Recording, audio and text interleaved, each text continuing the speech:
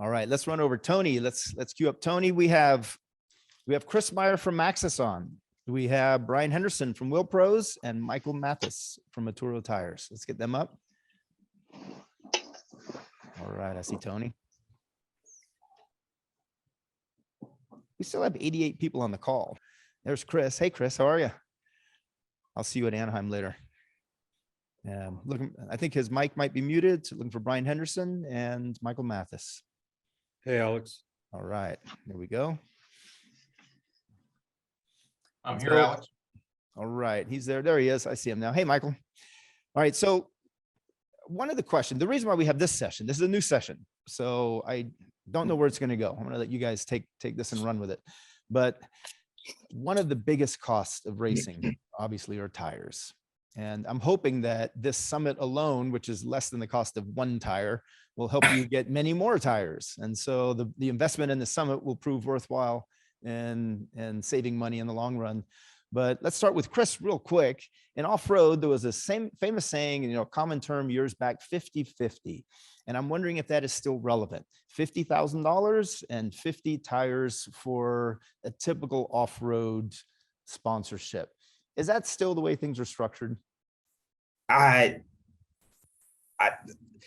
It's not completely irrelevant, but I'll just speak to our business. There's so many ways that a team, an athlete, an individual can provide value that, we have a lot of different structures and from both sides. We've seen teams get more creative with how they can provide value and get what they need.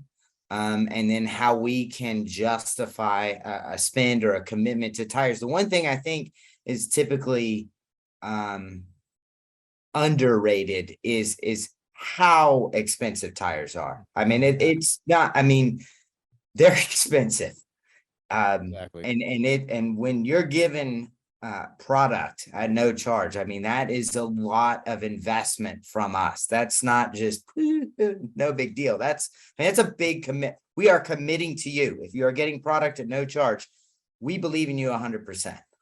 So how does somebody find you? How do they attract Maxxis for a sponsorship if they feel like they can represent to a segment where perhaps they think you're not already marketing?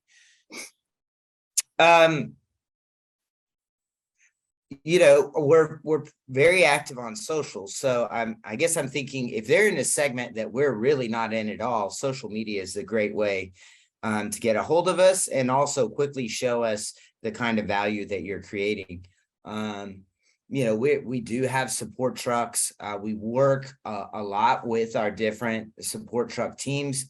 We have Chris Shaw is a longtime crew chief for us. And we work really well with him. I believe and trust a lot of what he says and his opinions. He has a lot of experience.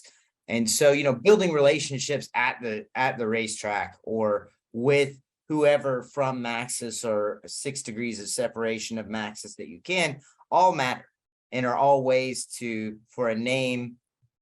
I think back to just our friend George Hamill and some of the stuff that we're doing with him, and his sponsorship deck had floated across my desk, I don't know, 5 years ago. And that's from the Dirt Life show, I presume. Yes. But I was familiar with his name for a completely different reason when we started a completely different discussion, but I had this kind of background knowledge of him that was totally by accident. So you always put your best foot forward and be ready to sell yourself, I guess. Right. And you told me once, you said, this is a business relationship.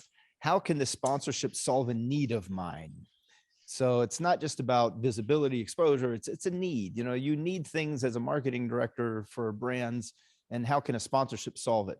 So Michael, let's run over to Atturo Tires. Michael, you are relatively new to racing. It's a relatively new brand compared to some of the others that we've had on. I know you and your father founded Atturo Tires, and I remember pretty much when it was starting out, you even sponsored my son at some point when he was doing Zhuja socks, I think, back in the day. Now he doesn't do that anymore, but I appreciate that.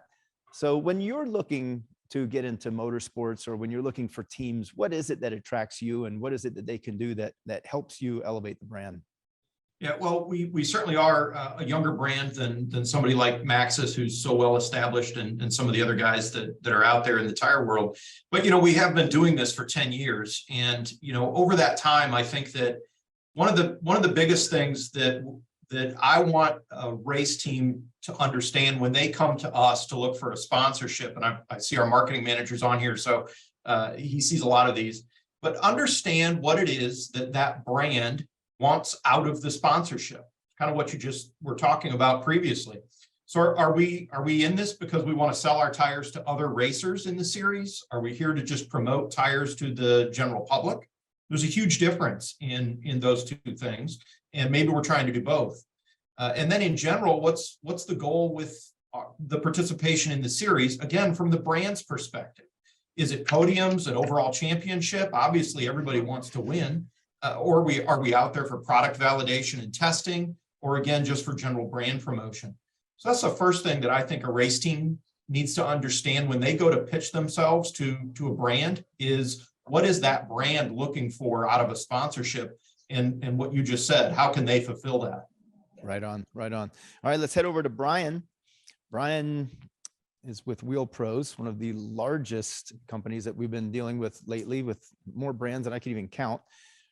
Brian was telling me that a lot of what Wheel Pros needs to do, or what racers need to do, and what he's looking for, is to create demand, to create consumer demand. How can we create demand? How can a racer create demand on behalf of a brand like Wheel Pros? And then I also want to, Tony, I'm going to hand it over to you after this, but I wanted to make the connection, since Chris had mentioned the Dirt Life show and George Hamill. I know Wheel Pros also sponsors the Dirt Life show. So how does the Dirt Life show help Wheel Pros?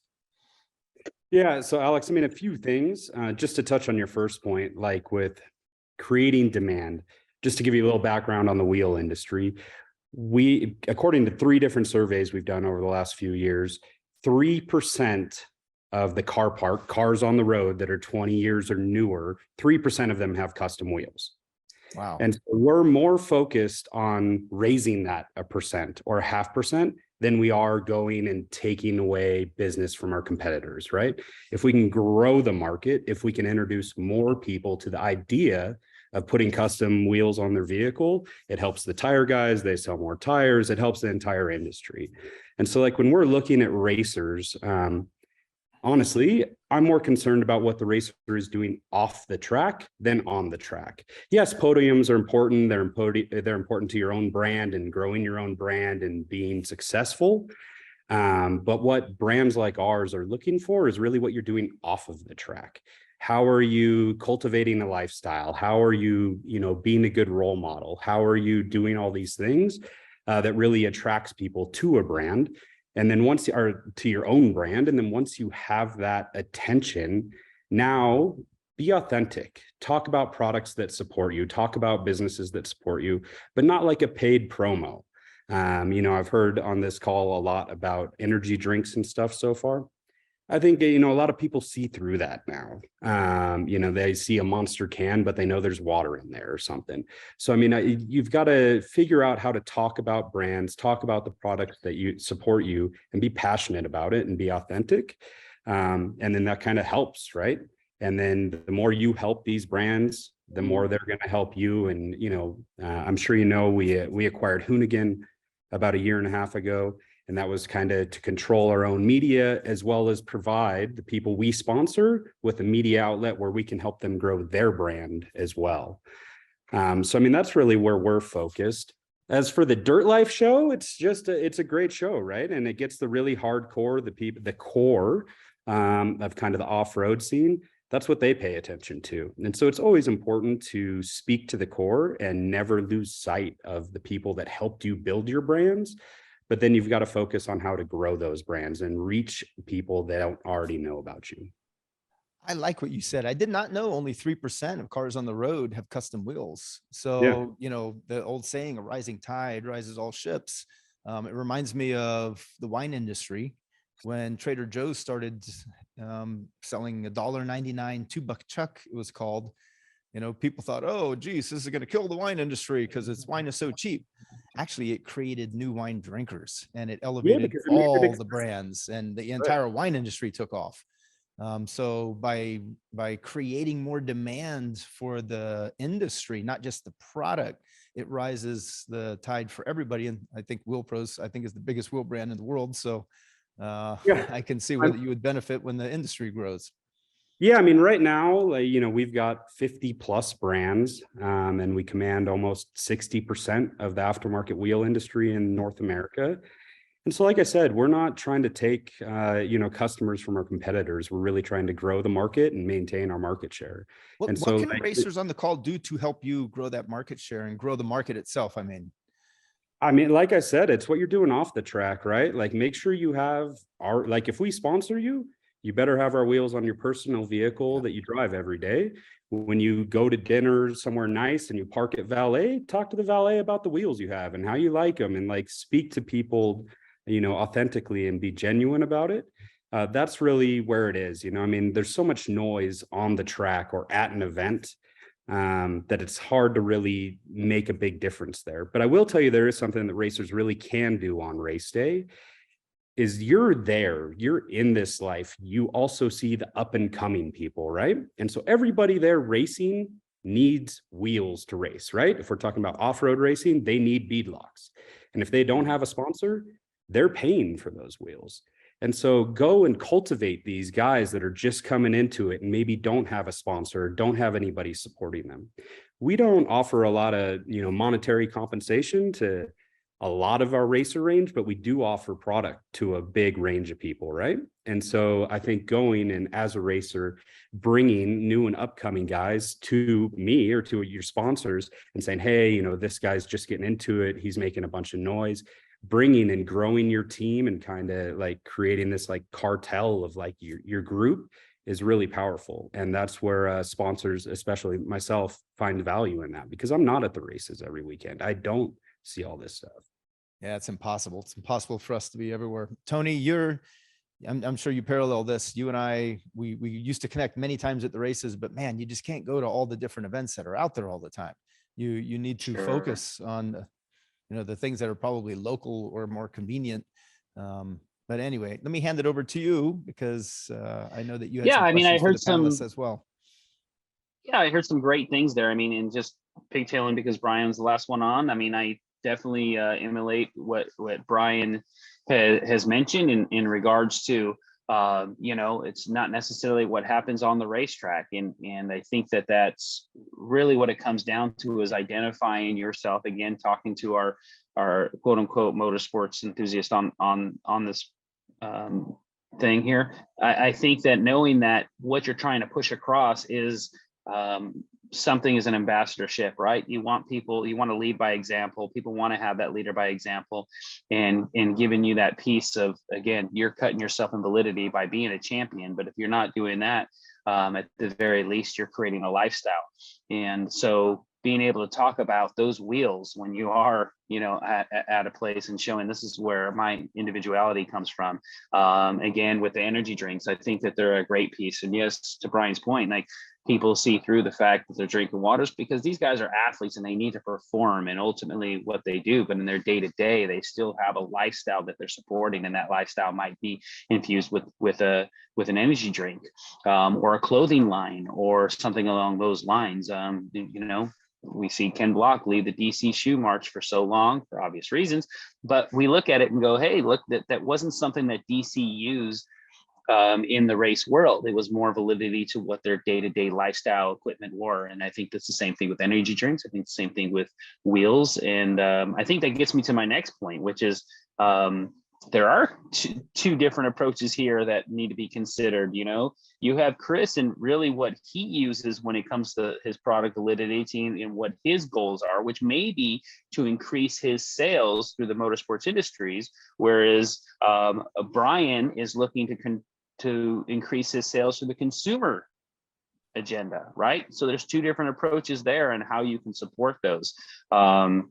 Not that Maxxis doesn't make a great consumer product and really wants to see that move, but you know, a fair amount of their business is in the motorsports, the actual use of it. So going back to Chris's comments earlier about going, it's really expensive to give product away because, you know, look, and he's got to find the right guys because he wants the guy next to him to buy that stuff because he sees him performing well on the track. And so, you know, there's those advantages for certain companies and also recognizing what those companies do when it comes to motorsports, right? And again, always using my history, but K&N, you know, their products, they have race lines of products, but they never, the sales from those products were never really a strong consideration because the consumer drive was what was important. And we use those race products because it was the same technology to promote the consumer side of it. Whereas somebody like Ibach, very specifically, like David talked about earlier, you're out there and he has to sell to all those guys on the track. That's a big portion of what their business is.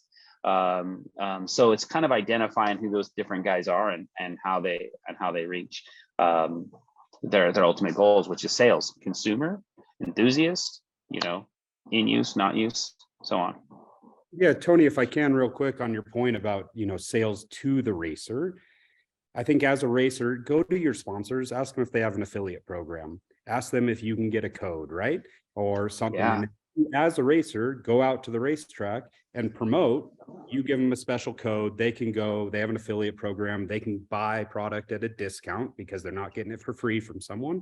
And you raise your own brand as the racer, right? You're bringing all these sales. Guess whose sponsorship gets renewed the quickest? The guy that's bringing sales. No doubt about that.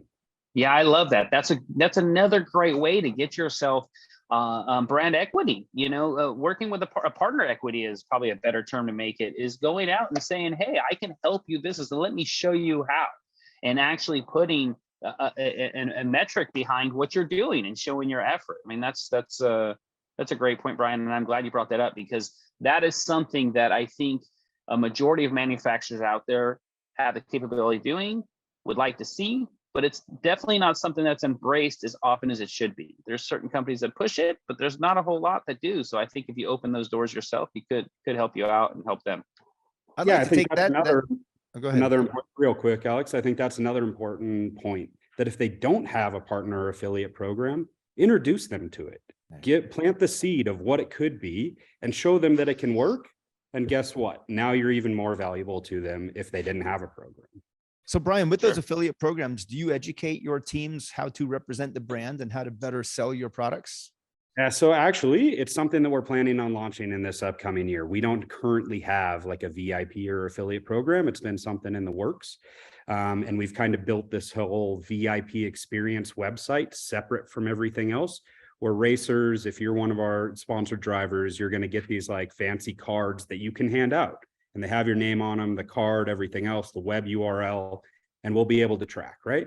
For us, it's not only important to sell the product, but it's also to collect information. So you as a racer, you go to a race, you hand out this card, they come, they register on the website, they give us all their info, they give us what series they race in, they give us all their social profiles.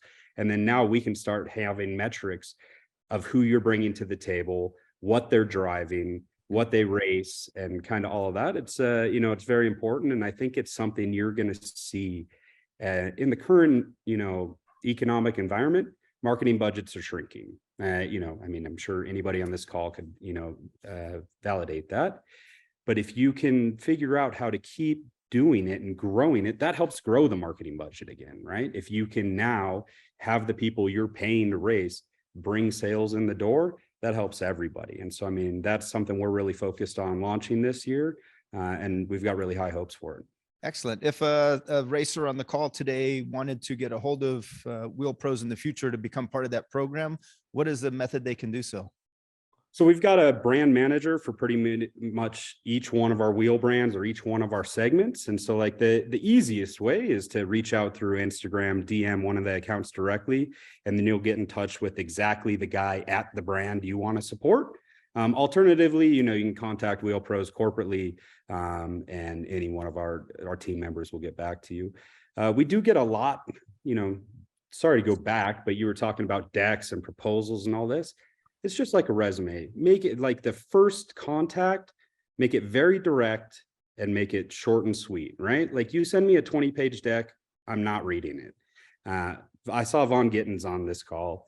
He's a good personal friend of mine, but Vaughn does racing. I mean, he's not even a racer anymore, but he does brand promotion and brand ambassador as good as I've ever seen it. You know, he's, I think when you talked earlier about his executive summary, I saw that, you know, at the very beginning, I was like, wow, this guy is running his program like a business. As a racer, that's how you have to think about this, because that's what the brands, how they want to interact with you. They're in it as a business as well. Hey, Brian, that's kind of, we've all touched on that. I think that's a really important thing that you realize as an individual racer, as a team, is you're a business and you are a brand, and you should approach it as such in a professional manner, that you're building value for yourself. So the time invested in promoting your sponsors and delivering value that's relevant to them makes you more valuable down the road as a brand, as a little company that we can work with, like a little mini marketing company, if you want to think of yourself that way.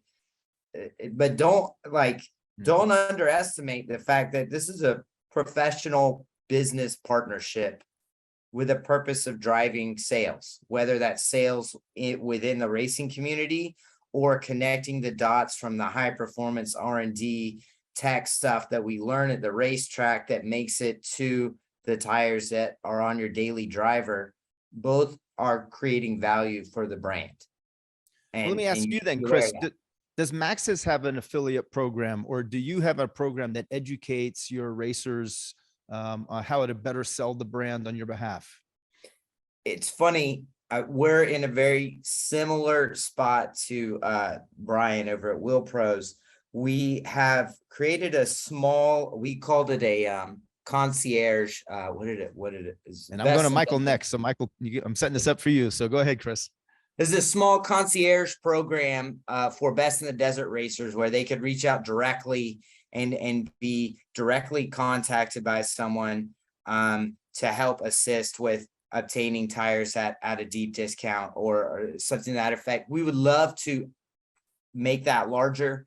There's some logistical stuff in the background that makes it a little complex, but it's on our radar and important that we find a way to have something more robust than we have in place right now. So, all right. So just to put everything in context here, these summits are events that draw a lot of racers. What if I had an affiliate program through the summits where somebody could purchase any of the products that are represented here by some of the marketing directors? Would that be a type of affiliate program? Hey, you attend the summit, you get 50% off your next set of wheels or tires or blank. Is that something that any of you would consider? And I'll start with Michael.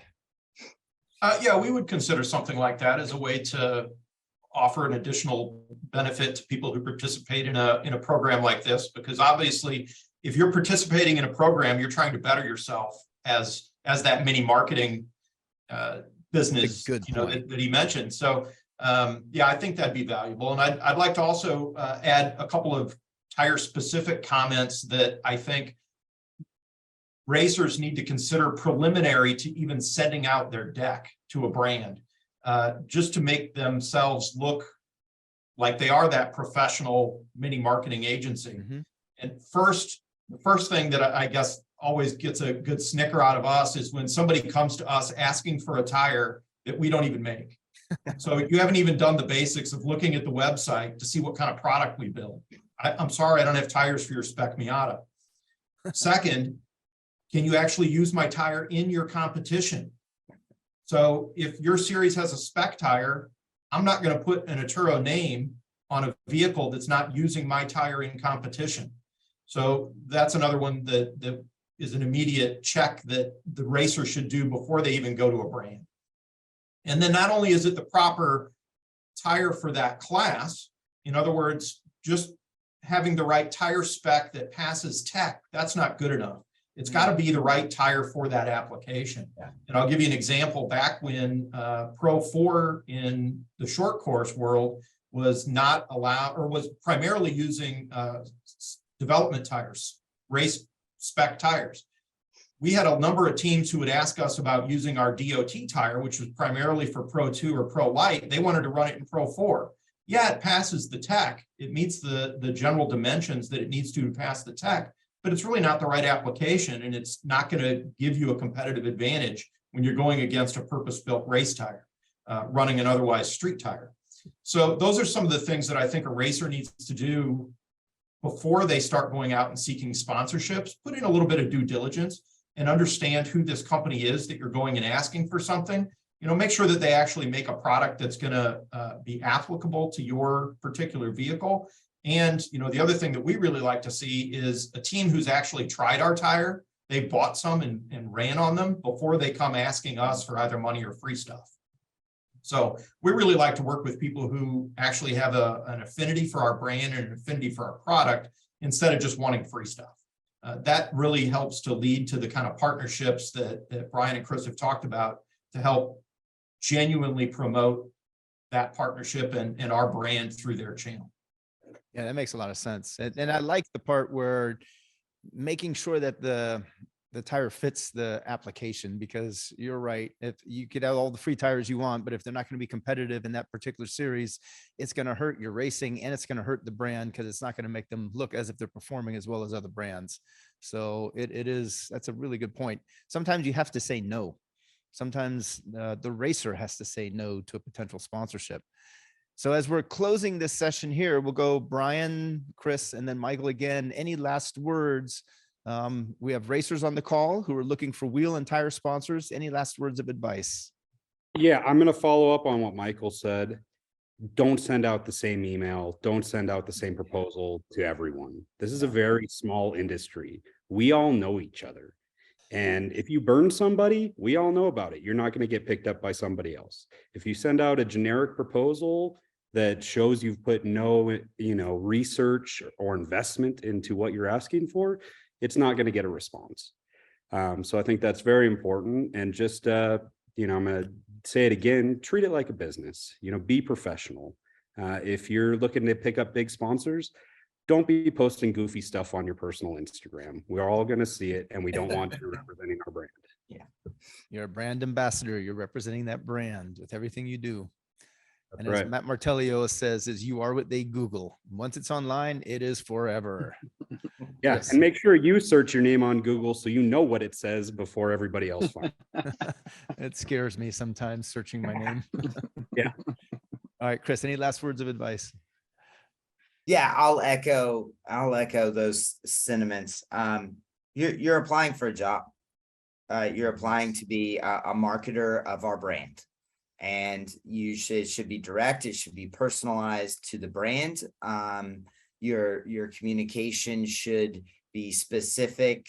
And if you want to build lasting relationships and long-term sponsorships that actually help you achieve your goals, you may have to take a hit in the first year or two to prove yourself. But if you believe in the brand that you're approaching, which would make it a good brand for you to be affiliated with, then it'll be worth it because you'll deliver the value. So don't be scared to believe in yourself and step out. And we have so many people to measure from. We don't know all of your backstory initially. So sometimes it's a reach for us at a level that doesn't feel relative to you or valuable enough to you, but you'll deliver enough value that down the road, it will be worth it. That's a really good point. And I like the point where you said it's like you're applying for a job. Your resume is your application. You want to represent well because you're going to represent the brand. Real quick, Michael, any last words? And then we're going to head over to the last session, which is networking and meeting new sponsors. Yeah, a couple things that I'll build on from what both Brian and Chris have said. Brian mentioned something that's a real big deal for us. Always include in your proposal, what can you do for us other than the race? It might be a 12 race series. Well, that's only 12 days, 24 days out of a 6 or 8 month period. What are you doing for me in between there? Can you show up at one of my dealers? Can we use your truck in another event booth? What else can you do? And then demonstrate what you've done for other sponsors. If you've participated in any of these other affiliate programs, or you've got anything where you can actually demonstrate results, That's a huge thing to include in your proposals.